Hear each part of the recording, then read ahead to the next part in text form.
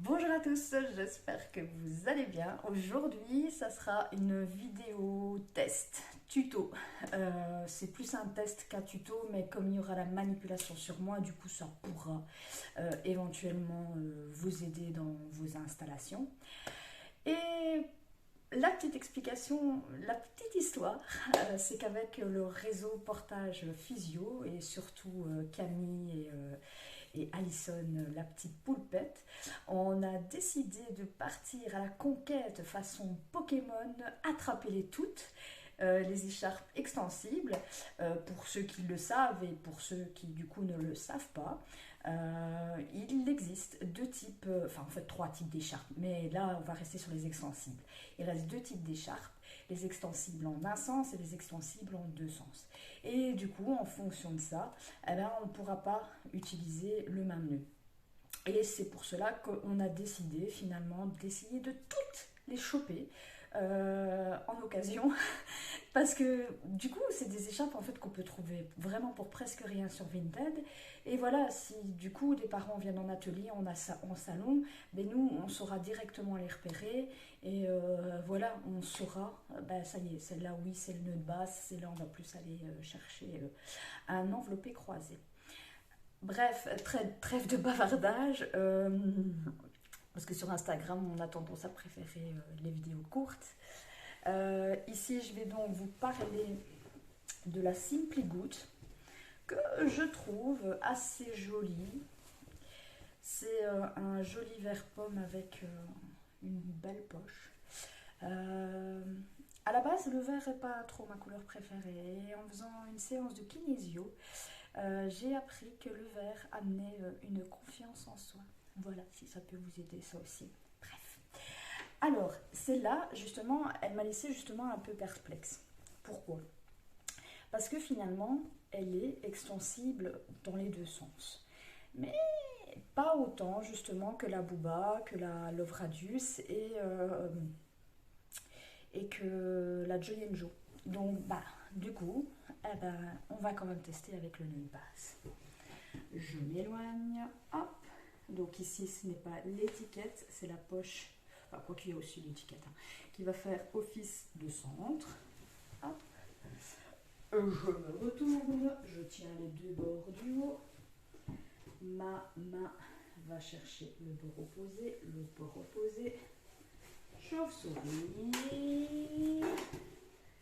et Batman. Hop. Et comme je dis souvent dans les ateliers, on se rhabille. Hop. Voilà. Hop, en étant bien, je vais chercher en accordéon pour être sûr que finalement je réétale dans mon dos. Pareil, en accordéon. Je rassemble mes deux pans. Je les passe dans la poche kangourou. Hop, et je vais pouvoir resserrer. Hop, et je vais, parce que ça m'ennuie, mais je vais pas l'enlever totalement parce qu'aujourd'hui j'ai presque. Hop, je relève comme ça. Vous voyez ce que je suis en train de faire. Je vais recroiser, je passe sous la poitrine sans forcer. J'accompagne mon tissu. Hop, je tourne vers l'arrière, je reviens vers l'avant et je fais mon nœud sur le côté parce que je trouve ça plus joli. Maintenant, si vous avez plus facile de le faire au centre, faites-vous plaisir. Je vais descendre ma première poche que je vais caler sous mon nœud. Ma poche extérieure, et voilà, hein, franchement, vous voyez que l'élasticité est pas mal. Un petit papillon. Oh, petit Léo. Hop. Et moi, je dis toujours, pour voir si on a assez, c'est moi qui ai fait ça. Steve Urkel. Ça parle pas à tout le monde. On n'est pas tous de la même génération, malheureusement. Hop.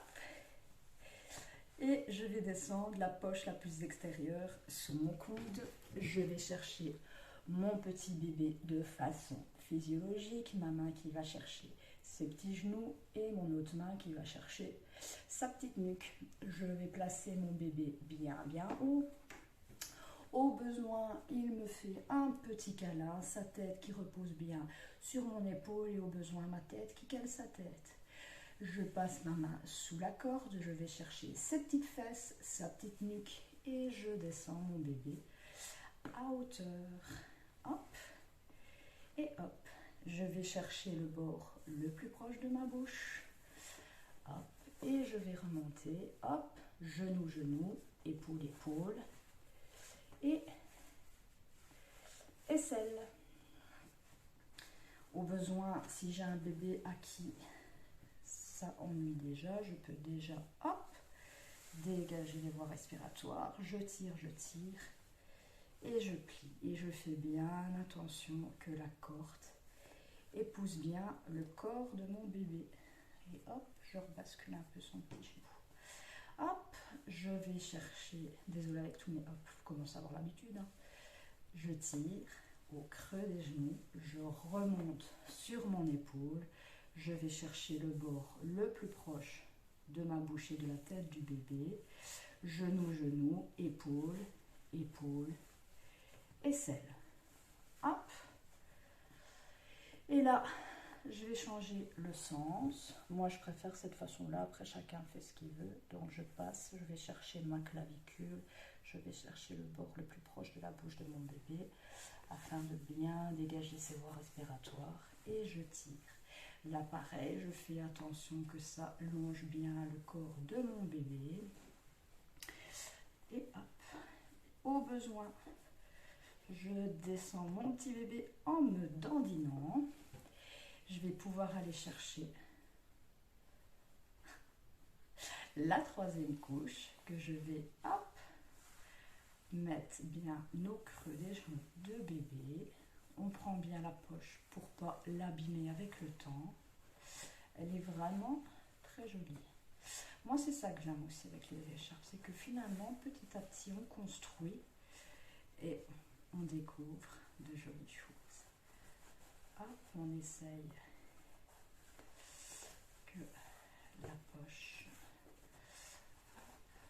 qu'il n'y ait pas de pli sur le dos de mon bébé et le surplus reste bien au creux des genoux. Ok. L'idée, c'était de vérifier si c'était ok avec un nœud de base. Comment on sait si une écharpe est ok avec un nœud de base? Il faut donc savoir l'étirer en longueur et en largeur. Et là, vous saurez qu'il n'y a pas de souci justement pour faire un nœud de base. Voilà. J'espère que cette vidéo vous a plu, vous a aidé. Moi, en tout cas, ça m'amuse et c'est le principal. N'hésitez pas à partager, liker, enregistrer. Et voilà, faire partager tout ça. Un grand merci à tous et portez-vous bien.